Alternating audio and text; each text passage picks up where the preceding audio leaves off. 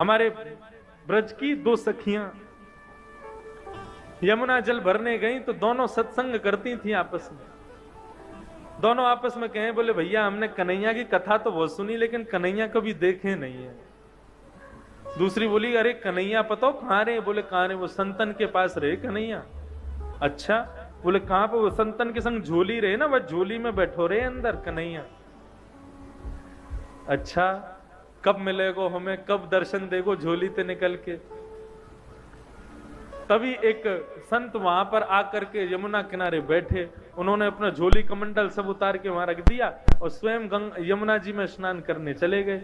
अब तो दोनों सखी बोली, बोले भैया या की कमंडल या की झोली में जरूर कन्हैया बैठे होंगे, चल चल के दर्शन करें।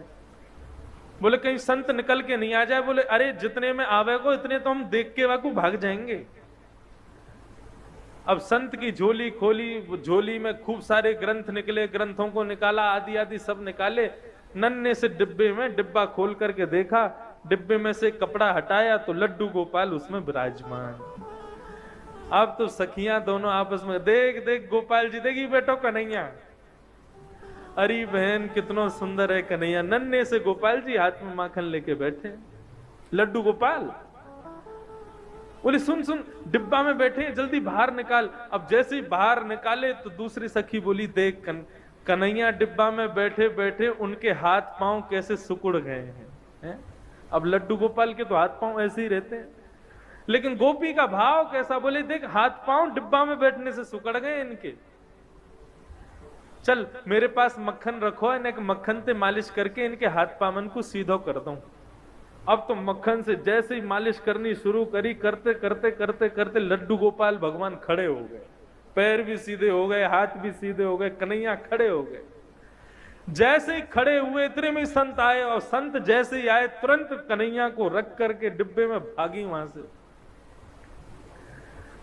संत ने आकर के देखा तो लड्डू गोपाल, जो कि लड्डू गोपाल के रूप में थे, वो खड़े हो गए हैं। संत ने तो कहा कि अब उन सखी रुकती तो उनको प्रणाम करता, वो तो चली गई। प्रभु आज आपने बड़ी कृपा करी, आपने ऐसा चमत्कार दिखाया, आज ऐसे स्वरूप में दर्शन दिए। साष्टांग दंडवत करके जैसे ही चरण स्पर्श किए, संत का स्पर्श करते ही लड्डू गोपाल फिर से लड्डू गोपाल बन गए। संत के नेत्रों से आंसू बहने लगे, 2-4 घंटे रोता ही रहा। बोले प्रभु उन सखियों को यह तक नहीं पता कि आपके भोग के लिए मंत्र क्या बोलना चाहिए, आपका स्पर्श कैसे करना चाहिए, आपका भोग कैसे लगाना चाहिए। ऐसी अबोध उन सखियों के भाव से आप सीधे हो गए, और मैं जिसने आपकी प्राप्ति के लिए घर छोड़ा, परिवार छोड़ा, सब कुछ छोड़ के सन्यासी बना, मेरे स्पर्श करते ही आप फिर से लड्डू गोपाल बन गए। क्यों? आपको मैं प्रिय नहीं हूं? भगवान बोले अब तो बोलना ही पड़ेगा। तुरंत गोपाल जी बोलने लगे, बोले देखो हम आपके पास रहते हैं क्योंकि आप भाव से हमारी सेवा करते हो, लेकिन आप सदैव हमको मूर्ति मानते हो। उन सखियों ने हमको मूर्ति नहीं माना, इसलिए हम खड़े हो गए। ये मूर्ति भाव अपने हृदय से निकाल दो, हम सदैव आपसे भी बात करेंगे।